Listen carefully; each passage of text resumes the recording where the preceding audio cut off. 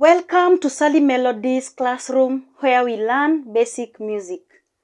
We are still on inversions and this is our lesson 4.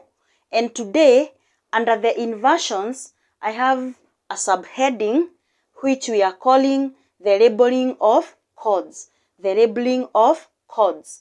Remember, when we started learning music, we said that there are a lot of symbols in music. Music is represented by so many symbols. Chords have labels and they are labeled down there depending on the type of inversion or if the chord is in root position.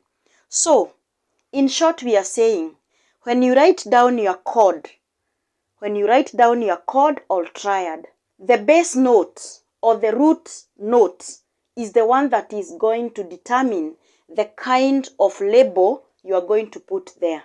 For example, when a chord or a triad is in root position, down there you are going to write an A. It is represented by an A. When it is in first inversion, it is represented by B. When it is in second inversion, it is represented by C. Why are we doing this? We are doing this to make things simple. If you write your chord down there, it is good to indicate that it is either in root position, either in first inversion or second inversion. Maybe if it is an exam, at least the examiner will be able to know the position of the chord. Or even yourself, when you are composing, you'll be able to know the different kinds of inversions that you have done in the piece of music. Whether they are excess or they are less, you need to add more. So that is what we do. If you find that a chord does not have the A, it is just left like that, you just know that it is in root position, but it is good to put the A. For the B, you will know that it is in first inversion. For the C, you know that it is in second inversion. Let's look at these examples down here. I have written the three major chords. I have written the three major chords or triads.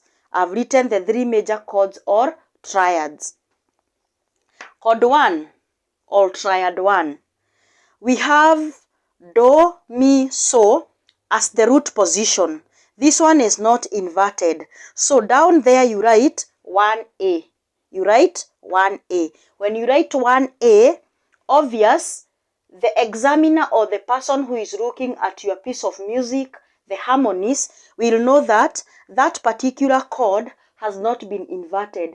It is in its root position. The bass note is the one that is in root position. We come to the first inversion where we have Mi, So, Do. The Mi takes the root position. Now, here you write 1B. The chord is 1, but you must write with a B to show that it is in first inversion. And then we go to the other one, So, Do, Mi. So, Do, Mi. Whereby the fifth has come here to take the root position. And now it is in its second inversion. There you write the chord number and then you write the label, which is 1C. That is what we do. We go to the other chord, which is chord 4. We do the same thing. When it is in the root position, the Fa must be at the bottom. Fa, La, Do. That's where you write 4A. And then we go to the first inversion, which is La, Do, Fa. That is where you write 4B. And then we go to the second inversion, which is Do, Fa, La. There you write 4C. Finally, we go to chord 5. When it is in root position, it is So, Ti, Re. So you write 5A. When it is in first inversion, whereby the label is a B, you write 5B. When it is in its second inversion, where the label is C, that is where you write 5C. It is always good to do that, especially if you are composing for someone to check your work. Make the work easier for them so that they can see how you labeled your chords or how you inverted. It will also make work easier for you as a composer. When you are harmonizing, you write it down. Just write it down there so that as you counter check your work, you'll be able to know the many times you have been inverting and the chords that you have used in root position. It is called labeling of chords. Labeling of chords. That is all we can say. So we are going to do this in a piece of music. We are going to take a piece of music. We write it down, even if it's 4 bars. And then down there, we try to see the kind of inversion or whether it is in its root position. We write it down there. Remember, once again I say, you first start with the chord number and then you write whether it is A, B or C. So here we have 1A, 1B, 1C, 4A, 4B, 4C, 5A, 5B, 5C.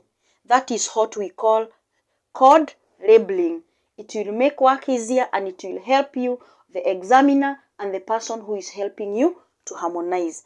That is what we say we do. We use the 3 alphabets A, B, C to label the chords for root position, for first inversion and for second inversion. So I would like you to write them down somewhere in your book. If you have been following me using a book or some writing materials, kindly write this down. It's gonna help you somewhere. It's gonna help you answer a question in class. It's gonna help you when you are composing so that you can avoid monotony of the chords, or maybe you avoid using too much inversions. So when you write them down, just below the song there, it's gonna help you. It's not a must you write it everywhere, but it is good to write it when you are composing before you release the song so that it's gonna help you. It is also good to write for the person who is looking at your work, and it is also good if you are asked in the exam what to label the chords. When you are asked to label the chords, that is how you label them.